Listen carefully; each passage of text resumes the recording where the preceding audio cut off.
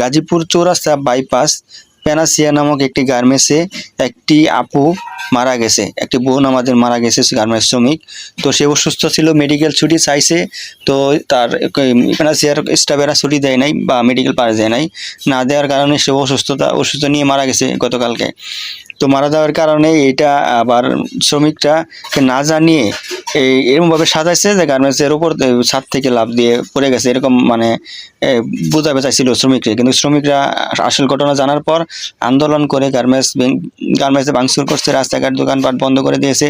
গাজীপুর যা গার্মেন্টস কলকারখানা আছে সব বন্ধ করে দিয়েছে। দেন ফ্যাক্টরির ভিতরে আগুন দিয়ে দিছে শ্রমিকরা, ফ্যাক্টরির ভিতরে আগুন দিয়ে দিছে। এবং কি রাস্তার উপরে দেখেন, রাস্তার মধ্যে গাড়ি 10টার মতো মোটরসাইকেল, একটা প্রাইভেট কার, তো ভিতরে ভাঙচুর করছে অনেক, ভিতরে ফুটেজও আছে।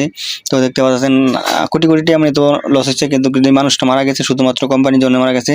আর গাজীপুরের আশেপাশে যে কোম্পানিগুলো ছিল সব শুধুমাত্র ওনাদের জন্য সবগুলো কোম্পানি বন্ধ হয়ে গেছে, এই বন্ধ করতে বাধ্য হয়েছে সেনাবাহিনী ভাইরা। তো একটা ভাইকে ধরে নিয়ে যেতেছে, তো একটা ভাই বেশি ভাব ধরছিল সেই কারণে। তো ভিডিওটা বেশি করে শেয়ার করে সব